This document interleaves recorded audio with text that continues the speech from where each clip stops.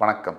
ஆஸ்ட்ரோவேலின் நல்ல நேரம் நிகழ்ச்சியின் சார்பாக துணை சப்ஸ்கிரைபர்களையும் எல்லா அன்பு உள்ளங்களையும் எனது நண்பர்களையும் வருக வருக என வரவேற்பதில் பெருமகிழ்ச்சி கொள்கிறேன். வக்ரதுண்ட மகாகாய சூரியகோடி சமப்பிரப அவிக்னம் குருமே தேவ சர்வகாரியேஷு சர்வதா. தென்னாட்டுடைய சிவனை போற்றி, என் நாட்டவர்க்கும் இறைவா போற்றி. நண்பர்களே, இந்த புத்தம் புதிய காணொலியில் உங்கள் அத்துணை பேரையும் வரவேற்பதில் மிக்க மகிழ்ச்சி கொள்கிறேன். இன்றைக்கி நம்ம பார்க்க போது ரிஷபராசி, காலபுருஷனுடைய 2ஆம் வீடு. 30 ஆண்டுகளுக்கு பிறகு உன்னை வெல்ல யாரால் முடியும்? ரிஷபராசி, உன்னை வெல்ல யாரும் இல்லை. ரிஷபராசி, இந்த வீடியோ ரிஷபராசி அன்பர்கள் நீங்கள் பார்க்குறீங்கனாலும், உங்களுக்கு தெரிஞ்சவங்க ஃபேன்ஸ், ஃபேமிலிஸ் அண்ட் ரிலேட்டிவ்ஸ் ரிஷபராசியில் இருந்தாலும் தயவு கூர்ந்து இந்த வீடியோவை முழுசாக பாருங்கள். அவங்க லைக் பண்ணி, கமெண்ட் பண்ணி, சப்ஸ்கிரைப் பண்ணுங்கள், அவங்களுக்கு ஃபார்வர்ட் பண்ணுங்கள். முக்கியமாக ஸ்கிப் பண்ணாதீங்க. உங்கள் வாழ்க்கையில் 30 வருஷத்துக்கு பிறகு ஒரு கோல்டன் பீரியட் வருது. அதை பற்றி தான் பேச போகிறோம். இதை விட்டுட்டீங்கன்னு சொன்னால் மிகப்பெரிய வாய்ப்புகளை லூஸ் பண்ணக்கூடிய சாத்தியக்கூறுகள் இருக்குது. ரிஷபராசி எனக்கு மகர ராசிக்கு ஈக்குவலாக பிடித்த ஒரு ராசி ரிஷபராசி. ரிஷபராசியில் பிறந்தவர்களை பிடிக்காதவங்க இருக்கவே முடியாது. மாதா காரகன் சந்திரன் உச்சம் பெறக்கூடிய ஒரு வீடு. அன்பு, மற்றவர்கள் மேல் கருணை, கைண்ட்னஸ்ன்னு சொல்லுவாங்க. அதாவது எதையுமே எதிர்பார்க்காத ஒரு அன்பு. இந்த வீடியோவில் பல விஷயங்கள் பேச போகிறோம். சில முக்கியமான டீப் அனாலிசிஸ்ன்னு சொல்லுவோம். ரொம்ப உற்று நோக்க போகிறோம். ரிஷபராசி அன்பர்களுக்கு உண்டான குணாதிசயங்கள், நேச்சர், நிறைய விஷயங்கள், வாழ்க்கையில் அடுத்து என்ன நடக்க போகுது, 30 வருஷத்துக்கு பிறகு ஏன் ஸ்பெஷல்னு சொல்கிறோம். ரிஷபராசி அன்பர்களுக்கு இதுக்கு முன்னாடி லாபஸ்தானத்துக்கு வரக்கூடிய சனி பகவான், அவருடைய சனி பயிற்சி பலன்கள், புத்தாண்டு பலன்கள்லாம் நிறைய சேனலில் போட்டிருக்காங்க. நீங்களும் பார்த்துட்டு நம்ம சேனலையும் போட்டிருக்கோம். இந்த சனி பயிற்சிக்கு ஒரு இதுவரைக்கும் இல்லாத ஒரு டைமென்ஷன் இருக்குது. காலபுருஷன் முதல் ராசி தன்னுடைய பயணத்தை சனீஸ்வர பகவான் மேஷத்திலிருந்து தான் ஸ்டார்ட் பண்ணுறார். தட் இஸ் 30 வருடங்கள் முன்னாடி அவர் தன்னுடைய பயணத்தை மேஷராசியில் ஆரம்பித்தார். கிட்டத்தட்ட 30 இயர்ஸ் பேக் அவர் மேஷராசியிலிருந்து தன்னுடைய பயணத்தை தொடங்கினார். 3 தலைமுறைகளுக்கு முன்னாடி. இந்த வீடியோவில் பார்த்து கொண்டிருக்கக்கூடிய பல நேயர்கள் பிறந்திருக்க மாட்டார்கள். சில பேர் பிரைமரி ஸ்கூலில் இருந்திருப்பாங்க, சில பேர் காலேஜ் படிச்சிருப்பாங்க. இன்றைக்கி ரிட்டையர் ஆகி அவங்க பசங்களே கல்யாணம் ஆகிருக்கும், பேரம்பேத்தி பார்த்துருப்பாங்க. அப்படி இருக்கக்கூடிய இந்த சிறப்புமிக்க சனீஸ்வர பகவான் மேஷம் ஃபஸ்ட்டு ஸ்டெப்பு அவருடைய சைக்கிள், அந்த ட்ராவலோடைய முதல் படி மேஷம், கடைசி படி மீனம். அந்த ட்ராவலை கம்ப்ளீட் பண்ணக்கூடிய சர்க்கிள் மீனத்திற்கு கிட்டத்தட்ட 3 தலைமுறைகளுக்கு அப்புறமா வரார். இது எவ்வளோ பெரிய ஒரு விஷயம். மோட்சஸ்தானத்திற்கு வரார். அது உங்கள் ராசிக்கு லாபஸ்தானம். ஸோ பொதுவாக ரிஷபராசி உங்களுக்கு எல்லோர்கிட்டையுமே இந்த கலப்படம் இல்லாத ஒரு தாய்மைன்னு சொல்லுவோம். அம்மா, இந்த தாய்மை மதர்லினஸுக்கு மட்டும்தான் கலப்படம் கிடையாது. அக்மார்க் 100% அப்படியே கோல்டு, சொக்கத்தங்கம். அந்த மாதிரி உங்களுடைய மனசு. இதை வீடியோ பார்க்குறாங்க, பார்க்கல, அதெல்லாம் தேவையில்லை. எனக்கு எல்லாத்துக்கும் அப்பாற்பட்டு நான் உண்மையை உறக்க சொல்கிறேன். ரிஷபராசிக்காரர்களுக்கு இருக்கிற மாதிரி ஒரு தாய்மையான உள்ளம் மகரத்துக்கு ஈக்குவலாக நான் ஏன் பிடிக்கும்னு சொல்கிறேன்னா, ரிஷபராசி என்பவர்களுக்கு தாய் உள்ளம் என்பது எல்லோரையும், பெத்த பசங்களும் மற்ற பசங்களும் கூட தான் பெத்த குழந்தைக்கு ஈக்குவலாக உண்மையாக நினைக்கக்கூடியது ரிஷபராசி. ஒரு நண்பர்கள் மேலேயா இருக்கட்டும், கணவன் மனைவி மேலேயா இருக்கட்டும், மனைவி கணவன் மேலேயா இருக்கட்டும், உண்மையான அன்பு, உண்மையான பாசம், தாய்மை, தாய் உள்ளம் கொள்வது ரிஷபராசி என்பவர்கள். அதனால தான் ரிஷபராசிக்கு இவ்வளோ பவர்னு சொல்கிறோம். அந்த தாய்மை சக்தி. உலகத்தில் மழை பெய்யறதுக்கு முக்கிய காரணம் ரிஷபராசி என்பவர்கள் அப்படின்னு சொன்னால் மிக இல்லை, அது உண்மை. அப்போ இவ்வளவு மனசு, எல்லாருக்கும் எல்லாமும் கிடைக்க வேண்டும், எல்லாருக்கும் எல்லாத்தையும் கொடுக்க வேண்டும்னு நினைக்கக்கூடிய ஒரு மனப்பான்மை. இதையெல்லாம் செய்து எந்த எதிர்பார்ப்பும் இல்லாமல் மற்றவர்களுக்காக வாரி இறைத்து, அன்பை வாரி கொட்டி, நம்பிக்கையை வாரி கொட்டி, உங்களுடைய உணர்வை வாரி கொட்டி நீங்கள் கண்டது ஏமாற்றம். பல இழப்புகளுக்கு அப்புறமும் கூட அதை மறந்து மறுபடியும் திருப்பி முதலேந்து அன்பு காமிக்கிறது, வாலண்டரியாக எல்லாருக்கும் அன்பு காமிப்பது, அதாவது ஆத்மார்த்தமாக இருக்கக்கூடியது ரிஷபராசி. அப்போ ரிஷபராசியை பொறுத்த வரைக்கும் முதல் விஷயம் என்னென்னா, எமோஷ்னலாக ஒரு பாண்டு எல்லார்கிட்டையும் கிரியேட் பண்ணி வச்சுக்கிட்டு, எனக்கு திருப்பி இவங்க அன்பு கொடுக்கலையே, அது ஒரு வலி. அது தீராத வலி. சரி, அன்பு கொடுக்கல விட்டுடுங்க, இவங்க துரோகம் பண்ணுறாங்களே, நம்பிக்கை துரோகம் பண்ணுறாங்க, அதுவும் எனக்கு அந்த ஆதங்கம், அந்த அந்த காயத்துடைய ஆழம். சரி, இதெல்லாம் ஒரு பக்கம். பெற்ற குழந்தைகள் நம்ம பேச்சை கேட்க மாட்டேங்கிறாங்கன்ற வலி, ரணம். இந்த குழந்தைங்களை பெற்று வளர்க்குறதுக்காக நான் பட்ட சிரமம் எவ்வளோ, நான் செய்த தியாகங்கள் என்ன, எல்லாம் அவ்வளோதானா? இப்படியே போயிடுமா வாழ்க்கை? என் வாழ்க்கை இதோட முடிஞ்சு போச்சா? வெறும் வலி, காயம், ரணம், இதோடைய தியாகம் இதோடய முடிஞ்சு போச்சு, என் வாழ்க்கையில் நல்லதே கிடையாதா அப்படின்னு கேட்கக்கூடிய ரிஷபராசி அன்பர்களுக்கு இந்த வீடியோ ஒரு சமர்ப்பணம். நான் நல்லதை தானே செய்கிறேன். மூன்றாவது கேள்வி, உங்கள் மனசில் வரக்கூடிய மூன்றாவது கேள்வி ரிஷபத்திற்கு. நான் நல்லதை தானே செய்கிறேன், நல்லதை தான் செஞ்சேன். வேலை செய்கிற இடத்துல உண்மையாகவே பாலிடிக்ஸ் பண்ணாமல் நான் என் வேலையை பார்த்தேன். மற்றவர்கள் கூட இருக்கக்கூடிய கொலீக்ஸ் அவங்களுக்கு பிரச்சனை வரும்போது ஹெல்ப்பும் பண்ணேன். எக்ஸ்டெண்ட் போய் ஒரு ஸ்டெப்பு கீழே போய் ஹெல்ப் பண்ணேன். பல லெவல் கீழே ஹெல்ப் பண்ணேன். ஆனால் என்னை பற்றி நான் யாருக்கு உதவி பண்ணனோ அவங்க என்னை பற்றியே என்னுடைய மேனேஜர்கிட்ட தப்பாக பேசுகிறாங்களே, பின்பக்கம் காசிப்பிங் பண்ணுறாங்களே, எவ்வளோ வலிக்குது இது. இது ஒன்று. இவங்களோட நான் இவங்களை கலீகாக கூட நான் பார்க்கல, இவங்களை கூட பிறந்த ஒரு பிரதர் சிஸ்டராக நான் பார்த்தேன். ஆனால் எனக்கு இப்படிப்பட்ட துரோகத்தை அவங்க பண்ணிட்டாங்களே, என் வேலையே போகிற அளவுக்கு பண்ணிட்டாங்க. சில பேருக்கு வேலையும் போச்சு. நான் என்ன தப்பு பண்ணேன்? அந்த கம்பெனிக்காக உண்மையாக உழைச்சேன். ஒரு நாள் 2 நாளில் 10 வருஷம் 5 வருஷம் 15 வருஷம். ஆனால் என் கம்பெனி என்ன டிஷ்யூ பேப்பர் மாதிரி தூக்கி எறிஞ்சிருச்சு. 4வது, நான் பெற்ற குழந்தைகள் என்ன புரிஞ்சுக்கலையே. நான் உயிருக்கு உயிராக காதலிச்சு கல்யாணம் பண்ண மனைவி கணவன் என்ன புரிஞ்சுக்கலையே. இதோடைய வலியுடைய ஆழம் நான் எங்கே போய் சொல்வது? ஆக வீட்டில் நிம்மதி இல்லை. நான் கேட்ட அன்பு கிடைக்கல. நான் நிறைய கொடுத்துட்டேன், வருஷ கணக்கில் கொடுத்துட்டேன், தேஞ்சிட்டேன், செருப்பாக இந்த உடம்பை தைச்சு போட்டிருக்கேன் இந்த குடும்பத்துக்காக. பதில் 0. நான் அன்பு வச்சுட்டேன், என் புருஷன் மேலே பொண்டாட்டி மேலே அன்பாக இருக்கேன், குழந்தைங்க மேலே இருக்கேன். ஆனால் எனக்கு 0. ஆஃபீஸ் போனேன், யாருமே செய்ய முடியாத ஃபேமிலியெல்லாம் கூட சில சமயம் தியாகம் பண்ணி நான் வேலை செஞ்சேன், உண்மையாக இருந்தேன். பெரிய 0. அவமானம் தான் மிச்சம், அவப்பெயர் அதுதான் மிச்சம். 4, எங்கள் அப்பா அம்மா கூட என்னை புரிஞ்சுக்கலையே. என் உயிர் தோழி, என் உயிர் தோழன், அவன் கூட எனக்கு உதவி பண்ணலையே, என் நிலைமையை புரிஞ்சுக்கலையே, எட்டி போகிறான். இதெல்லாம் இருந்த ரிஷபராசி என்பவர்களுக்கு வரக்கூடிய இந்த 30 வருஷத்துக்கு அப்புறம் வரக்கூடிய இந்த மாற்றமானது ஒரு கேம் சேஞ்சராக வருது. இதுக்குள்ளே தான் நம்ம போக போகிறோம். ப்ராக்டிக்கலாக நம்ம பார்த்தோம்னா, இப்போ எமோஷனலாக இந்த விஷயங்கள்லாம் எவ்வளோ, அதாவது வாழ்க்கையில் எமோஷன் இல்லாமல் ஒருத்தர் இருக்கவே முடியாது. அப்படி வாழ்கிற வார்த்தை ஒரு பிணம் வாழ்க்கை மாதிரி தான். அப்போ இந்த ப்ராக்டிக்கலாக என்ன சொல்கிறோம்னா, முதல் விஷயம், அளவுக்கு அதிகமாக நீங்கள் மற்றவர்கள் மேல் அன்பு வைப்பதை நிறுத்த வேண்டும் உடனடியாக. உங்களுக்கு அப்புறம் தான், ஒரு ஃப்ளைட்டில் போனால் கூட உங்கள் மூஞ்சியில் முதல்ல மாஸ்கை வைன்றான், குழந்தை பக்கத்தில் இருக்கவங்க அப்புறம் ஹெல்ப் பண்ணுங்கிறான். இப்போ நான் சொல்லது ஒரு தாரக மந்திரம். 2வது, மற்றவங்களுக்காக கடன் வாங்கி கொடுக்கறது ஃப்ரீயாக, மற்றவங்களுக்காக ஹெல்ப் பண்ணுறது, மற்றவங்களுக்காக பண உதவி செய்வது, மற்றவங்களுக்காக ஃபினான்ஷியல் பேர்டன் பணச்சுமையை சுமப்பது, மற்றவங்களுக்காக பணத்தினால் வரக்கூடிய ஸ்ட்ரெஸ்ஸை ஏற்றுக்கிறது, இதெல்லாம் உடனடியாக நீங்கள் நிறுத்த வேண்டும். ஏன் இதை நிறுத்தணும்? அளவுக்கு மிஞ்சினால் அமிர்தமும் நஞ்சு. 2ஆம் கிளாஸில் சொல்லிக் கொடுத்த பாடம் திருப்பியும் நான் சொல்லித்தரேன்.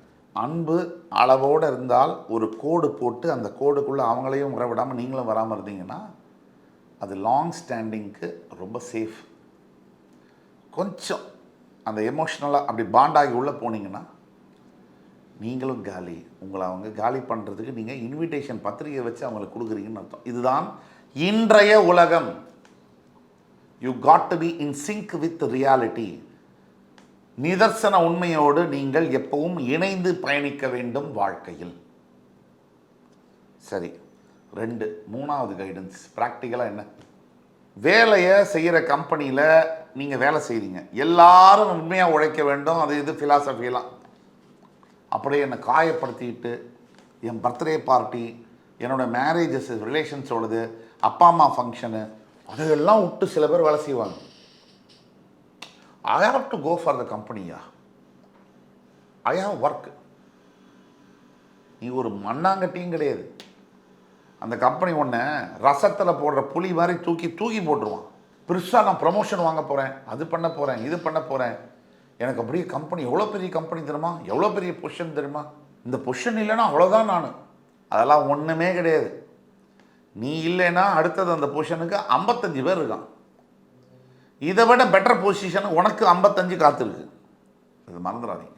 எந்த கம்பெனிக்கு நீங்கள் என்ன பொசிஷன் ரோலில் ஒர்க் பண்ணாலும் ரொம்ப ஓவராக அப்படியே அட்டாச் ஆகி அந்த கம்பெனி அந்த வேலை மேலே அப்படியே உயிரை கொடுத்து இதெல்லாம் பண்ணிங்கன்னா ஒரு நாள் உங்கள் இதயம் சுக்கு சுக்காக உடைக்கப்படும். எழுதி வச்சுக்கோங்க. 4வது ப்ராக்டிக்கல் திங்கு, எப்பவுமே உங்களை முதல்ல நீங்கள் கவனிக்கணும். உங்கள் ஹெல்த்தை, உங்கள் வெல்த்தை. இது சுயநலம் இல்லை, இதுலேயும் ஒரு பொது நலம் இருக்குது. என் வண்டியை நான் கரெக்டாக வச்சாதான் மற்றவன் மேலே நான் மோதாமல் இருப்பேன்.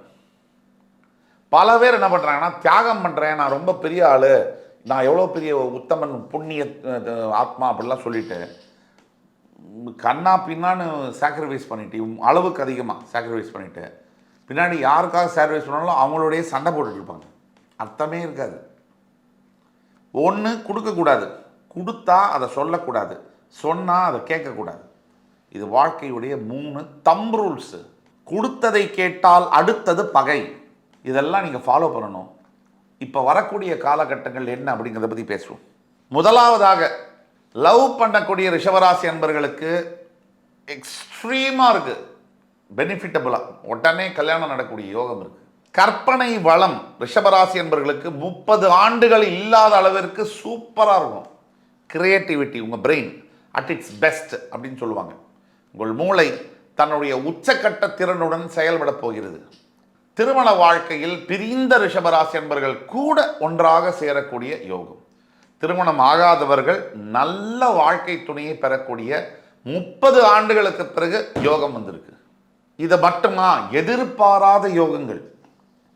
நல்ல வீடு கிடைக்குமா, பணம் இருந்தால் நல்ல வீடு கிடைச்சிருமா, அழகாக இருந்தால், படிச்சிருந்தால், நல்ல குடும்பத்தில் இருந்தால் நல்ல பொண்ணு பையன் கிடைச்சிருமா?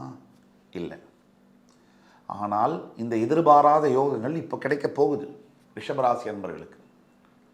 30 வருஷத்துக்கு அப்புறம் அப்படிப்பட்ட ஒரு டைம். வெற்றியின் சுவை அப்படின்னா என்ன அப்படின்னு ஃபுல்லாக டேஸ்ட் பண்ணி அதை அனுபவிக்கக்கூடிய ஒரு காலமாக வருகிறது. வெற்றியின் சுவைனா என்ன, அதை ஃபுல்லாக அனுபவித்து அந்த டேஸ்ட்டை உணர வைக்கக்கூடிய ஒரு காலம் இது. எப்பேற்பட்டனா 30 இயர்ஸுக்கு அப்புறம் இப்படி ஒரு டைம் வருது. சரியா? இப்போ இந்த 30 வருஷத்துக்கு அப்புறம் எல்லாமே கைகூடும், அதிசயங்கள் நடக்கும்.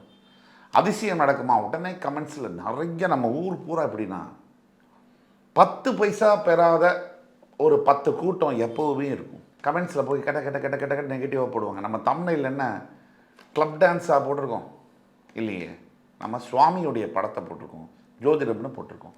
உள்ளே வந்து முழு வீடியோவை பார்த்துட்டு ஜோதிடம் பொய்யும்பாங்க. நீங்கள் நம்ம நல்லா புரிஞ்சுங்க, ஜென்ரல் சைக்காலஜி என்ன. நமக்கு பிடிக்காத தமிழில், நமக்கு சம்மந்தம் இல்லாத சப்ஜெக்ட் தமிழில் இருந்தாலும் உள்ளே போக மாட்டோம், வீடியோ ஸ்கிப் பண்ணி போயிட்டே இருப்போம். ஆனால் சில நாத்திக கும்பல்கள், அப்படியே சொல்கிறேன், நாத்திக கும்பல்கள், ஆன்டி சோஷியல் எலிமெண்ட்ஸு உள்ளே வந்து ஃபுல்லும் பார்த்துட்டு சொல்லுவாங்க, எனக்கு இந்த வீடியோ பொய், ஜோதிடம் பொய், இவர் சொல்கிறது பொய். இப்போ யார் கேட்டால் உங்களை நான் சொல்கிறது உண்மையாக பொய்யா? நான் என்ன பரீட்சை எழுதிட்டு இருக்கிறேன். கடவுளே நேரில் வந்து சொன்னாலும் நீங்கள் போய் தான் சொல்லுவீங்க. ஏன்னா கடவுளே இல்லைங்கிறீங்களா, அதையே பொய்ங்கிறீங்க. உங்களுக்கு கடவுள் போஸ்டரை போட்டிருக்கோம், உங்களுக்கு உள்ள என்ன வேலை? கடவுள் நம்பிக்கை இல்லாதவர்களுக்கு இது நல்லதே நடக்கும். அதிசயங்களை கடவுள் நடத்துவார். அதிசயங்களை ரிஷபராசி அன்பர்கள் வாழ்க்கையில் 30 ஆண்டுகள் இல்லாத அளவிற்கு அதிசயங்களை அவர் நடத்துவார் அப்படிங்கிறது உண்மை, ஆணித்தனமான. எந்த மாதிரி அதிசயம்? சம்பந்தம் இல்லாத மிகப்பெரிய ஒரு பணத்தொகை வரலாம், லீகலாக வரலாம். சம்பந்தம் இல்லாத ஒரு கான்டாக்ட் மூலியமாக அப்படி டோட்டல் லைஃபே வந்து சேஞ்ச் ஆகலாம். ஒரு பெரிய மனிதரோட கான்டாக்ட், டக்குன்னு பெரிய வேலை, டக்குன்னு ஒரு ட்ரான்ஸ்ஃபர், டக்குன்னு ஒரு foreign country movement, migration, life அப்படியே டோட்டல் சேஞ்ச் ஆகலாம். டக்குன்னு ஒரு நல்ல வரன், அந்த பெண்ணை கல்யாணம் பண்ணதுக்கப்புறம் வாழ்க்கை என்ன ஆகும்? கடன் ஏறுவார். இவர் நடந்திருக்கா இல்லையா? இந்த கணவனை கல்யாணம் பண்ணதுக்கப்புறம் மனைவியுடைய வாழ்க்கை சூப்பராக இருக்குது. இந்த குழந்தை பிறந்தப்புறம் லைஃப் பெரிய பொண்ணு பிறக்கிறா, சீமந்த புத்திரி, டோட்டல் லைஃப் சேஞ்சு. இப்படியெல்லாம் அதிசயங்கள் நடக்க போகுது அடுத்த 2 வருஷத்தில். காலத்தின் கணக்கு எப்படி வெல்வதுன்னு சொல்கிறோம். ஆனால் காலத்தின் கணக்கு மண்டியிட்டு உங்கள் முன்னால் வந்து விழும். இது நடக்கும். எந்த விஷயத்தில் கவனம் தேவை? ஒரே விஷயத்தில் கவனம் தேவை. வர்ற பணத்தை ஊதாரித்தனமாக செலவு பண்ணக்கூடாது. நமக்கு 10,000 ரூபாய் வரணும், 1 லட்ச ரூபா வருது, நம்ம சும்மா இருப்போமா? 10,000 ரூபா வந்தாலே கவர்மெண்ட் சொல்கிற மாதிரி, டே மாமா அந்த ஊர் என்ன விலை, இந்த தெரு என்ன விலைன்னு சொல்லுவோம், லாட்ரியில் கிடைச்ச மாதிரி. அதுவே 1 லட்ச ரூபா இல்லை 10 லட்ச ரூபா வந்துச்சுன்னா நம்ம சும்மா இருப்போமா? கண்டதை போக்குவரத்து மச்சான், நான் பெருமைக்காக இந்தா வச்சுக்கோ 1 லட்சம், இந்த 50,000 பொடி, இந்த வேலையை பண்ணக்கூடாது. பாத்திரம் அறிந்து ஹெல்ப் பண்ணு, உதவி செய்யுன்னு சொல்லியிருக்கு. எந்தெந்த துறையில் இருக்கக்கூடிய ரிஷபராசி அன்பர்களுக்கு மிகப்பெரிய வெற்றி, நீங்கள் கொஞ்சம் முயற்சி எடுத்தால் போதும் இமாலய வெற்றிகள் கிடைக்கும். என்னதான் 30 வருஷத்துக்கு அப்புறம் அற்புதமான டைம் வந்தாலும் எதை செய்யக்கூடாது? உங்களுக்கு தெரியாத தொழிலை செய்யக்கூடாது. உங்கள் தகுதியை வளர்த்து கொண்டு அந்த சீட்டில் உட்காரணும். சீட்டு உங்களை தேடி வருதுன்னு டக்குன்னு போய் உட்காரக்கூடாது, மொத்தமாக காலி பண்ணிடுவார். இது இன்னும் ஜாக்கிரதையாக இருக்கணும். பரிகாரம்னு எடுத்தோம்னா, டெய்லி காலையில் 6 மணிக்கு 7 மணிக்குள்ளே விளக்கேற்றணும் வீட்டில். சாயங்காலம் 5லேருந்து 6க்குள்ளே விளக்கேற்றணும். 2, உங்களுடைய நித்திய கர்மா அப்படின்னு சொல்லக்கூடிய பூஜை விதானங்கள், அதாவது அப்பா அம்மாவுக்கு தர்ப்பணம் பண்ணணும்னா ஒழுங்காக பண்ணணும், திதி கொடுக்கணும்னா ஒழுங்காக கொடுக்கணும், அவங்களுக்கு தவசம் பண்ணணும்னா ஒழுங்காக பண்ணணும். 2, உங்கள் படுக்கை அறையில் ஏதாவது ஒரு கடவுளுடைய பணத்தை வச்சுருக்கணும். படுக்கை அறையில் போய் சாமி படம் வைக்கலாமா? வைக்கலாம், தப்பே இல்லை. நம்ம கணவனுடைய மனைவியோடையும் தானே படுக்கை அறையில் இருக்கும். இந்த எந்த விதமான தவறும் இல்லை, தாராளமாக வைக்கலாம். ஆனால் ஐயப்ப சுவாமி, பிரம்மச்சரிய சுவாமிகள், நரசிம்ம சுவாமி, இது போன்ற உக்கிரக தெய்வங்களை தான் வைக்கக்கூடாது. மகாலட்சுமி, வெங்கடாச்சலபதி இப்படி போன்ற படங்களை வைக்கலாம். அடுத்தது, உங்களால் முடிந்தால் செவ்வாய்க்கிழமை வெள்ளிக்கிழமைகளில் நெய் தீபம் ஏற்ற வேண்டும். நம்ம ஊரில் நெய்யின்னொன்னே சாமி ஊற்றுறதுக்குன்னு ஒரு நெய் வச்சுருக்கேன் சார் அப்படிம்பான். சாமி என்ன நம்ம வீட்டில் சர்வன் மீடா? நாம் எந்த நெய்யை சாப்பிட்றோமோ அந்த உடம்புக்கு அந்த நெய்யை தான் வைக்கணும். சாமியை ஏமாத்துறதில்ல. சாமிக்கு ஊற்றுறதுக்குன்னு தனி நெய், அதை நீங்கள் சாப்பிடக்கூடாது சார், வேறு நெய் எதுமா? என்னையா அநியாயமாக இருக்குது பாருங்கள். நம்ம ஊரில் பக்தி எப்படி இருக்குன்னா, சாதாரணமான ஒரு விஷயம். அதாவது நல்ல வெள்ளை சட்டையை போட்டு வெறப்பாக கோயிலுக்குள்ளே போய், சாமி 200 கோடி தான் கொள்ளையடிச்சிருக்கேன், இன்னும் என் குடும்பத்துக்காக ஒரு 300 கோடி உஷார் பண்ணி வச்சுருக்கேன், எல்லா குடும்பத்தையும் ஏமாற்றி நிறைய கொள்ளையடிச்சேன், இன்னும் என் குடும்பம் நல்லா இருக்கணும், நான் நல்லா இருக்கணும் சாமி, எல்லாத்தையும் மறந்துடும், இன்னொரு அடுத்த 300 கோடி நீ தான் உதவி செய்யணும். இதுதான் பக்தி. இன்னொரு பக்தி என்ன கேளுங்க, நான் சொல்கிறேன். முதியோர்களை குழந்தைகளை தள்ளி விட்டுட்டு கூட்டத்தில் முண்டிட்டு போய் சாமியை பார்க்கணும். அப்போ தான் சாமி என்ன பண்ணுவார்? ஃபஸ்ட் ப்ரைஸ் கொடுப்பாரு, கோல்டு மெடல். யாராவது 85 பேரை இவன் தள்ளி விட்டான், நீ வாடா சாமி, நான் 102 பேரை தள்ளி விட்டுருக்கிறேன், நீ முதல்ல வா மடியில் உட்காருன்னு சொல்லுவார். ஆன்மீகம்னா புரிதல் வேணும் சார். பக்தினா என்னென்னு, அடுத்தவர்களை சாமி பார்க்க வைக்கிறதாங்க சாமிக்கு பிடிச்ச விஷயம். அப்போ தான் உங்களை தேடி அவர் வருவார். மனம் என்ற கோவில் திறக்கின்ற போது அழைக்காமல் அங்கே தெய்வம் வந்து சேரும். திருந்தணும் மக்கள். இதை பார்த்து கொண்டிருக்கக்கூடியவங்க யாராவது அந்த தவறை செய்திருந்தால் திருந்த வேண்டும். சாமினா என்ன சார்? மற்ற குழந்தைகளையும் முதியோர்களையும் முன்னாடி அமைச்சு நீங்கள் பாருங்கமான உதவி செஞ்சு இடிச்சுக்காம எதுக்கு சார்? சாமி அங்கே தான், அந்த கர்ப்பகத்தில் தான் எடுக்க போகிறார். அவர்கள் ஹைப் ஏற்படுத்துகிறாங்க கோவில்னா, நீங்கள் அதுக்கு நீங்கள் வந்து விக்டிமைஸ் ஆகலாமா? பாதிக்கப்படலாமா?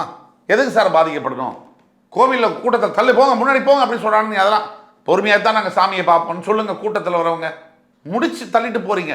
குழந்தைகளையும் முதியவர்களையும் தள்ளி என்ன பக்தி? சாமி கிட்ட போய் பார்த்து சாமி உங்களுக்கு என்ன சார் அருள் பண்ண போகிறார்? முதல்ல சாமின்னா என்னன்னு புரிஞ்சுக்குங்க. இது உங்களுக்கு மட்டும் இல்லை, எல்லாருக்கும் தான் சொல்கிறேன். ஆக ரிஷபராசி அன்பர்களுக்கு 30 ஆண்டுகளுக்கு பிறகு உங்களை வெல்ல யாரால் முடியும்? எனக்கு ரொம்பவும் பிடித்த ராசி மகர ராசிக்கு இணையான ரிஷபராசி.